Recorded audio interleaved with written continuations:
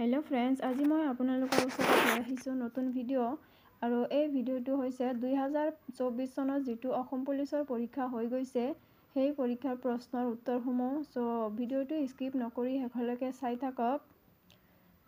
1 নম্বৰৰ প্ৰশ্নটো হ'ল মোৰো এটা সপোন আছে কোনে লিখিছিল? ইয়াৰ এনসাৰটো হ'ব ৰুবুল মাউত। 2 নম্বৰৰ প্ৰশ্ন অসম চাহ কোম্পানী কেতিয়া প্ৰতিষ্ঠা হৈছিল? ইয়াৰ এনসাৰটো হ'ব 1839 চনত। 1839 চনত অসম চাহ কোম্পানী প্ৰতিষ্ঠা হৈছিল। 3 নম্বৰৰ প্ৰশ্ন হস্তি বিদ্যানৰ্ভ কোনজন আহোম ৰজাৰ সময়ত ৰচনা হৈছিল? ইয়াৰ এনসাৰটো হ'ব শিৱসিংহ। শিৱসিংহৰ দিনত হস্তি বিদ্যানৰ্ভ ৰচনা হৈছিল।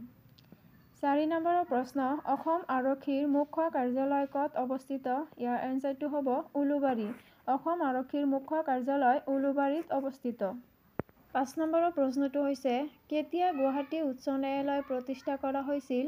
ইয়াৰ এনসাৰটো হ'ব 1948 চনত। 1948 চনত গুৱাহাটী উচ্চ ন্যায়ালয় প্ৰতিষ্ঠা কৰা হৈছিল। 6 নম্বৰৰ প্ৰশ্ন অষ্ট্ৰেলিয়াৰ ৰাজধানীৰ নাম কি? অষ্ট্ৰেলিয়াৰ ৰাজধানীৰ নাম হৈছে কেনবেৰা। 7 নম্বৰৰ প্ৰশ্ন কোনটো জালিয়ানৱালাবাগ হত্যাকাণ্ডৰ সৈতে জড়িত আছিল? ইয়াৰ এনসাৰটো হ'ব ৰাওলাট আইন আৰু এইটো 1919 চনত হৈছিল। 8 নম্বৰৰ প্ৰশ্ন কোন আহোম ৰজাৰ পৃষ্ঠপোষকতাত পাইক ব্যৱস্থা আৰম্ভ হৈছিল? ইয়াৰ এনসাৰটো হ'ব প্ৰতাপ সিংহৰ। 9 নম্বৰৰ প্ৰশ্ন কাক ভাৰতৰ মাৰ্টিন লুথাৰ বুলি জনা যায়? ইয়াৰ এনসাৰটো হ'ব দয়ানন্দ সৰস্বতী। দয়ানন্দ সৰস্বতীক ভাৰতৰ মাৰ্টিন লুথাৰ বুলিও জনা যায়। 10 নম্বৰৰ প্ৰশ্ন বক্সাৰ যুদ্ধ কেতিয়া সংঘটিত হৈছিল? ইয়াৰ এনসাৰটো হ'ব 1764 চনত বক্সাৰ যুদ্ধ সংঘটিত হৈছিল। 11 নম্বৰৰ প্ৰশ্ন মালদ্বীপৰ ৰাজধানী কি? মালদ্বীপৰ ৰাজধানী হৈছে মালে। 12 নম্বৰৰ প্ৰশ্ন খিলজী বংশৰ প্ৰতিষ্ঠাপক কোন আছিল? খিলজী বংশৰ প্ৰতিষ্ঠাপক আছিল জালালুদ্দিন খিলজী। 13 নম্বৰৰ প্ৰশ্ন কোনজন আহোম ৰজাই বংগ আক্ৰমণ পৰিকল্পনা কৰিছিল? ইয়াৰ এনসাৰটো হ'ব ৰুদ্ৰসিংহই। ৰুদ্ৰসিংহই বংগ আক্ৰমণ পৰিকল্পনা কৰিছিল। 14 নম্বৰৰ প্ৰশ্ন অসম বিধানসভাৰ প্ৰথম অধ্যক্ষ কোন আছিল? ইয়াৰ এনসাৰটো হ'ব বাবু বসন্ত কুমাৰ দাস। বাবু বসন্ত কুমাৰ দাস আছিল অসম বিধানসভাৰ প্ৰথম অধ্যক্ষ। 15 নম্বৰৰ প্ৰশ্ন হিষ্ট্ৰী অফ আছাম কোনে লিখিছিল? ইয়াৰ এনসাৰটো হ'ব এডৱাৰ্ড গেইট। 16 নম্বৰৰ প্ৰশ্ন কেতিয়া কাৰ্গিল বিজয় দিৱস পালন কৰা হয়? ইয়াৰ এনসাৰটো হ'ব 26 জুলাই।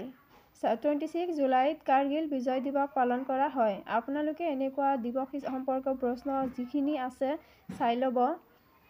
17 নম্বৰৰ প্ৰশ্ন অসমৰ বৰ্তমানৰ পৰ্যটন মন্ত্ৰী কোন? ইয়াৰ এনসাৰটো হ'ব জয়ন্ত মল্ল বৰুৱা।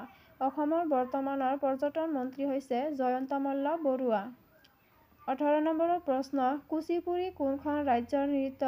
কুচিপুড়ি অন্ধ্ৰ প্ৰদেশৰ নৃত্য। আৰু আপোনালোকে যিসকলে মোৰ ভিডিঅ'বোৰ চাই থাকে তেওঁলোকে হয়তো জানে যে মই প্ৰশ্নৰ অপশ্যনখিনি নিদিওঁ, মই মাত্ৰ এনসাৰটোহে আপোনালোকৰ লগত শ্বেয়াৰ কৰোঁ। কাৰণ অপশ্যন সহকাৰে শ্বেয়াৰ কৰিব হ'লে কি হয় বহুত বেছি সময় লাগে, সেইকাৰণে মই অকল এনসাৰখিনিহে শ্বেয়াৰ কৰি আছোঁ। চ' ভিডিঅ'টো শেষলৈকে চাই থাকক। 19 নম্বৰৰ প্ৰশ্ন কোনখন ৰাজ্যই ভাৰতৰ সৰ্বোচ্চ GDP অৰিহণা যোগায়? ইয়াৰ এনসাৰটো হ'ব মহাৰাষ্ট্ৰ। 20 নম্বৰৰ প্ৰশ্ন বিশ্ব ঐতিহ্য ক্ষেত্ৰসমূহৰ সৈতে কি জড়িত নহয়? ইয়াৰ এনসাৰটো হ'ব শিৱসাগৰ। 21 নম্বৰৰ প্ৰশ্ন ভিটিকালচাৰ কিহৰ লগত সম্পৰ্কিত? ইয়াৰ এনসাৰটো হ'ব আঙুৰ। আঙুৰৰ সৈতে ভিটিকালচাৰ সম্পৰ্কিত। 22 নম্বৰৰ প্ৰশ্ন বাজেট ঘাটি মানে কি? বাজেট ঘাটি মানে হৈছে ৰচিদ হ্ৰাস। 23 নম্বৰৰ প্ৰশ্ন জৱাহৰলাল নেহৰু বন্দৰ কোনখন ৰাজ্যত অৱস্থিত? ইয়াৰ এনসাৰটো হ'ব মহাৰাষ্ট্ৰ। মহাৰাষ্ট্ৰত জৱাহৰলাল নেহৰু বন্দৰ অৱস্থিত। 24 নম্বৰৰ প্ৰশ্ন গুৱাহাটী উচ্চ ন্যায়ালয়ৰ অধীনস্থ নথকা ৰাজ্য কোনখন? ইয়াৰ এনসাৰটো হ'ব ত্ৰিপুৰা। অপশ্যন দিয়া আছিল, মই অপশ্যনকেইটাৰ ভিতৰত যিটো শুদ্ধ সেইটো লিখিছোঁ। ইয়াৰ শুদ্ধটো হৈছে ত্ৰিপুৰা। 25 নম্বৰৰ প্ৰশ্ন নাছিক চহৰ কোন নদীৰ পাৰত অৱস্থিত? নাছিক চহৰ গোদাবৰী নদীৰ পাৰত অৱস্থিত।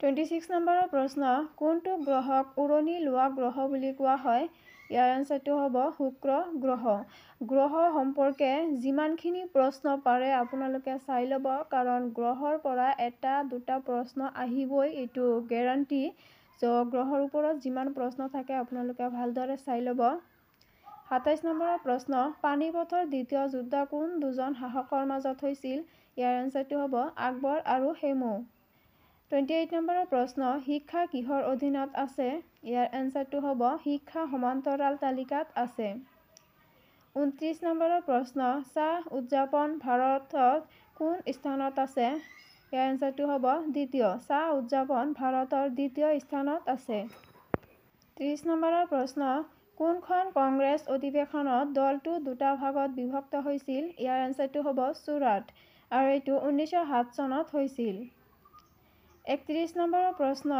পদ্মনাথ মন্দিৰ কোন ৰাজ্যত অৱস্থিত পদ্মনাথ মন্দিৰ কেৰালাত অৱস্থিত 32 নম্বৰৰ প্ৰশ্ন ভাৰতৰ প্ৰথম সৌৰ অভিযান কি আছিল ইয়াৰ এনসাৰটো হ'ব আদিত্য L1 এয়া চাওক সূৰ্য সম্পৰ্কে প্ৰশ্ন আহিছে এনেকুৱা প্ৰশ্নসমূহ আহিয়ে থাকে সো আপোনালোকে ভালদৰে চাই ল'ব মই গ্ৰহৰ কথা কৈছিলোঁ গ্ৰহ সূৰ্য এইটো একে ধৰণৰে প্ৰশ্ন সো ভালদৰে চাই ল'ব 33 নম্বৰৰ প্ৰশ্ন চিয়াহীন হিমবাহ ক'ত অৱস্থিত ইয়াৰ এনসাৰটো হ'ব নুব্ৰা উপত্যকাৰ উত্তৰ দিশত নুব্ৰা উপত্যকাৰ উত্তৰ দিশত চিয়াহীন হিমবাহ অৱস্থিত 34 নম্বৰৰ প্ৰশ্ন অসমৰ প্ৰথম কমিউনিটি ৰেডিঅ' ষ্টেচন কোনে আৰম্ভ কৰিছিল ইয়াৰ এনসাৰটো হ'ব কৃষ্ণকান্ত সন্দিকৈ মুক্ত বিশ্ববিদ্যালয় 35 নম্বৰৰ প্ৰশ্ন ভাৰতীয় সংবিধানৰ কোনটো অনুচ্ছেদ আইনৰ সম সুৰক্ষাৰ ব্যৱস্থা কৰিছে ইয়াৰ এনসাৰটো হ'ব অনুচ্ছেদ নম্বৰ 14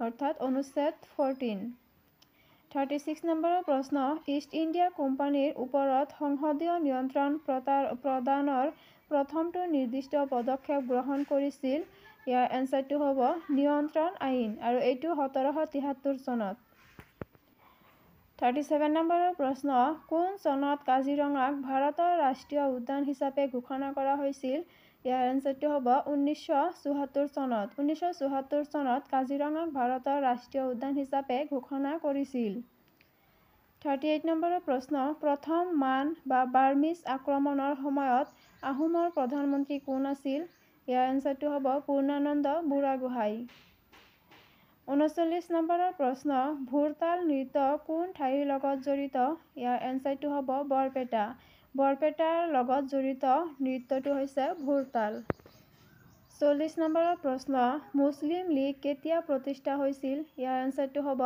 1906 চনত মুছলিম লীগ প্ৰতিষ্ঠা হৈছিল 41 নম্বৰৰ প্ৰশ্ন অসমৰ কোনটো ঘটনা জালিয়ানৱালা বাগ হত্যাকাণ্ড বুলি জনা যায় ইয়াৰ এনসাৰটো হ'ব পথৰুঘাটৰ বিদ্ৰোহ 42 নম্বৰৰ প্ৰশ্ন অসম এছ'চিয়েশ্যনৰ প্ৰথম অধিৱেশন কেতিয়া অনুষ্ঠিত হৈছিল ইয়াৰ এনসাৰটো হ'ব 1905 চনত অসম এছ'চিয়েশ্যনৰ প্ৰথম অধিৱেশন অনুষ্ঠিত হৈছিল 43 নম্বৰৰ প্ৰশ্ন দ্বিতীয়খন অসমীয়া চিনেমা কি ইয়াৰ এনসাৰটো হ'ব ইন্দ্ৰমালতী 44 নম্বৰৰ প্ৰশ্ন বমডিলা পাছ কোন ৰাজ্যত অৱস্থিত ইয়াৰ এনসাৰটো হ'ব অৰুণাচল প্ৰদেশত বমডিলা পাছ অৱস্থিত 45 নম্বৰৰ প্ৰশ্ন অনিৰুদ্ধ দেৱ ক্ৰীড়া বিশ্ববিদ্যালয় ডিব্ৰুগড়ত 46 নম্বৰৰ প্ৰশ্ন ভাৰতৰ পৰিকল্পনা আয়োগ কোন বৰ্ষত গঠন কৰা হৈছিল ইয়াৰ এনসাৰটো হ'ব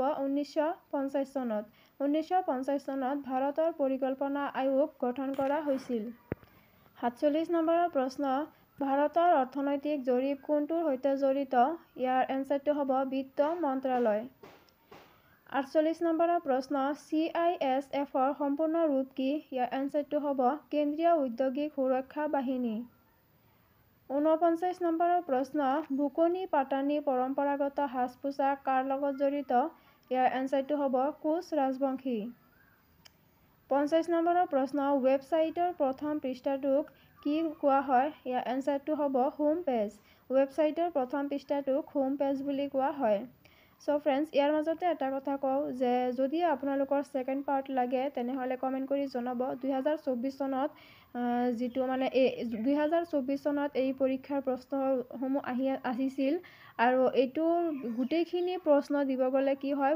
ভিডিঅ'টো বহুত দীঘল হৈ যায়। সেইকাৰণে মই আধা শ্বেয়াৰ কৰিছোঁ আপোনালোকৰ লগত। আৰু যদি ফুল ভিডিঅ' লাগে বা নেক্সট পাৰ্ট লাগে তেনেহ'লে কমেণ্ট কৰি জনাব। আৰু যিসকলে মোৰ চেনেলটো ছাবস্ক্ৰাইব কৰা নাই তেওঁলোকে ছাবস্ক্ৰাইব কৰি দিব আৰু লগতে লাইক কমেণ্ট শ্বেয়াৰ এটা কৰি দিব। আৰু অহাকালি অৰ্থাৎ 23 মাৰ্চত কোনে কোনে পৰীক্ষা দিব কমেণ্ট কৰি জনাব। আশা কৰোঁ সকলোৰে পৰীক্ষা ভালেই হ'ব। তো আজিৰ কাৰণে ভিডিঅ'টো এইখিনিয়েই।